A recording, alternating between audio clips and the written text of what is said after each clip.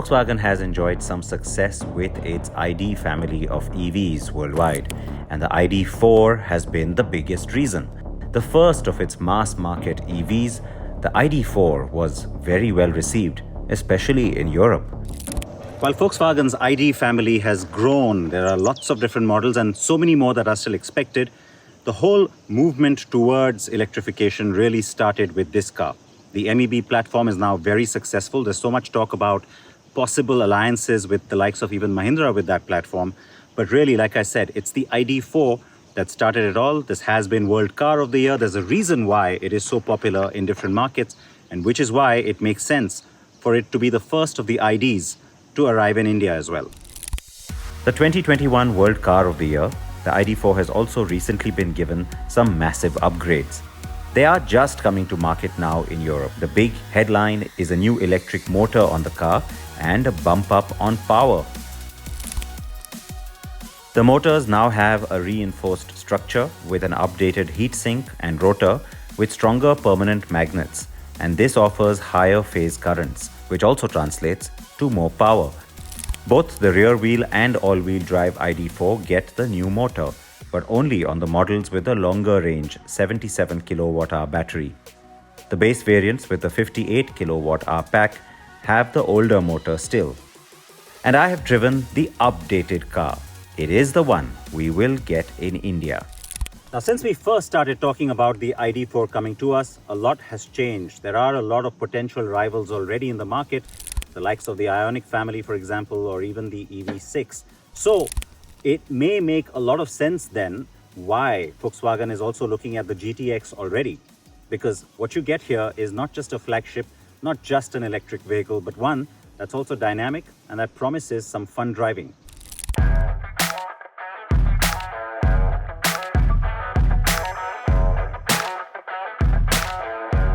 The car with me is also the all-wheel drive with the dual motor setup.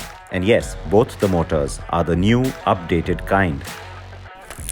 Now, it's still too early to know what spec we are getting, because while I did hint that the GTX is being considered, there are many other variants. It may be more than one, of course, that we might be offered. And that also implies different output and, of course, different battery sizes as well. So let's just run you through what the ID.4 model line currently offers in global markets, especially here in Germany. So like I said, there are two battery packs on offer on the ID.4, 58 kWh and 77 kWh. On the latter, which we will get, the updated rear-wheel drive model now has 281 bhp. On the all-wheel drive, it's gone up to 335 bhp on the GTX model. Now, with electric cars, you expect them to be quick, and this one is too. It accelerates really quickly from standstill. You get a lot of torque instantly.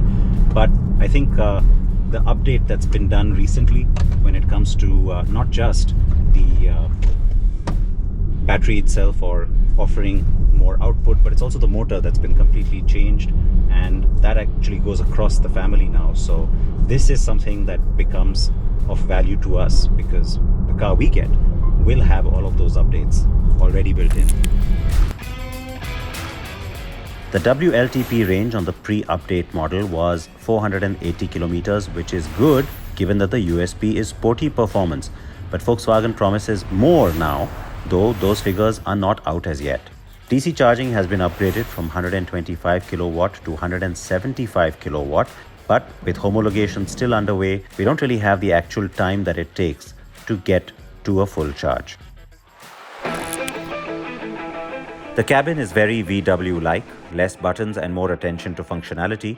The 15-inch infotainment system has great resolution and provides all the information at your fingertips. And again, the ID.4 GTX benefits from the top-down approach, since the new ID.7 was just introduced with an updated, brand new screen and system. The ID.4 and ID.5 get that as standard now. So it's bigger and all the details are very crisp. There's hardly any latency.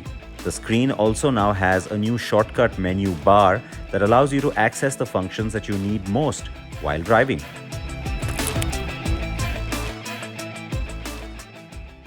There are different drive modes on the ID.4, and on the all-wheel drive or four-wheel drive version, you do get an extra mode called traction. I don't have to explain that to you, what it does, but most of us obviously will gravitate towards the sport mode because that's when things get stiffer. It's also quicker in terms of the response. You can, of course, individually customize the kind of settings you like with the individual mode too. Indian roads offer their own unique challenge, and that's one reason why the ID.4 is being tested extensively back home.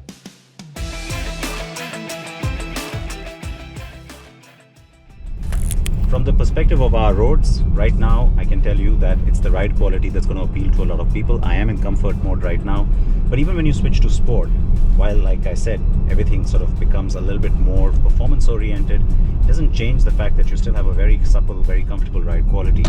That's something that will be appreciated by a lot of people, especially when you sit at the back as well. So as I said earlier, the ID.4 GTX will arrive on Indian shores soon. In fact, the launch is expected at the start of 2024, between January and March. And with it will come its twin from the Škoda stable, the Enyaq. The ID.4 GTX will come as a CBU or a completely built-up unit, so it won't be cheap. Expect prices to breach the 55 to 60 lakh rupee mark in India. It will primarily have to rival the Volvo C40 and XC40 Recharge, Kia EV6 and Hyundai Ioniq 5. Its USP will be Volkswagen and German reputation, styling, and with the GTX, performance too. Can't wait to have it in India.